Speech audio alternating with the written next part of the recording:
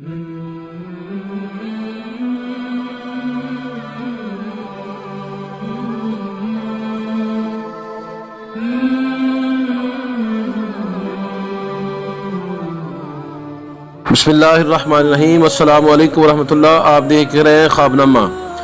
आज हम हालिया सैलाब की सूरत हाल पर बात करेंगे कि पाकिस्तान में रिकॉर्ड बारिशें हुई जिसकी वजह से सैलाबी सूरत हाल पैदा हो गई और पाकिस्तान का तकरीबन 60 से 70% हिस्सा सैलाबी सूरत हाल का शिकार हो गया।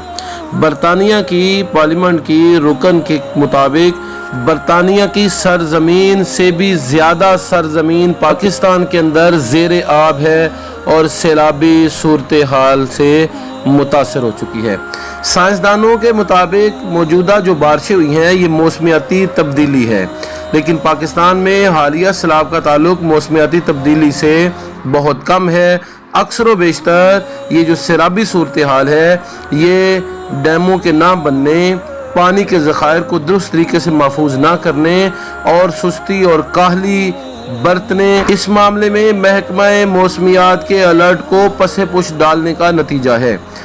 इस साल जितना भी नुकसान हुआ उसका खमियाजा मुल्क पाकिस्तान को भुगतना पड़ेगा, जो कि शदीद माशी बहरान का सबब बनेगा। पाकिस्तान के अंदर होने वाली हालिया बारिशें जो हैं वो मौसमियाती तब्दीली का अंसर लिए हुए हैं।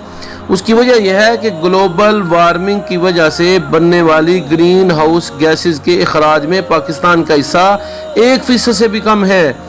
दूसरी वजह यह है कि पाकिस्तान को अपनी लोकेशन की वजह से दो मौसमी निज़ामों का असर सहना पड़ता है। एक सख्त गर्मी और खुश्कसाली का जो है वो निज़ाम है और दूसरा जो है वो मानसून की बारिशों का निज़ाम है। इसी तरह गिलगित बल्तिस्तान और खैबर पख्तूनख्वा में ग्लेशियर पिघलने की वजह से 3000 से ज़ायद झीलें बन चुकी हैं। उनमें से 33 झीलें बड़ी हैं जिनके फटने का ख़तरा होता है और जिनसे पानी जो है वो बह पड़ता है और उसके किनारे जो है वो अक्सर बेशतर टूट जाते हैं। लाखों क्यूबिक मीटर पानी और मलबा बहकर 70 लाख लोगों के लिए ख़तरा पैदा करता है, क्योंकि जब पानी ऊपर से नीचे की तरफ बहता है तो पानी के साथ साथ मलबा, पत्थर और लकड़ियाँ भी जो है वो साथ बहती हैं।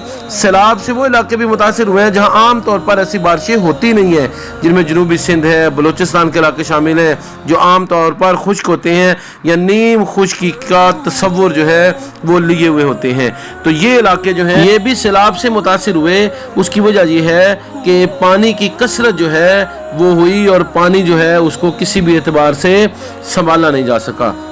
पाकिस्तान में गुज़िश्ता सालों के मुकाबले में बहुत ज़्यादा सख्त तेज़ बारिशें और बहुत ज़्यादा इजाफी बारिशें हुई हैं, जिसकी वजह से पानी का निज़ाम जो है वो कंट्रोल में नहीं रहा। मुल्क पाकिस्तान को और हुकूमत को चाहिए और हुकूमती इदारों को चाहिए कि पानी की रोकथाम के लिए और सैलाबी सूरत हाल आइंदा पैदा ना हो, इसके लिए अपनी कोशिशों को बरूए कार लाएं।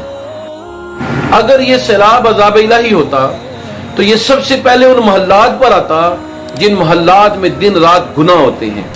ये सबसे पहले उन फैक्ट्रियों के अंदर आता जहां पर दिन रात 2 नंबर चीजें तैयार होकर बेची जाती हैं।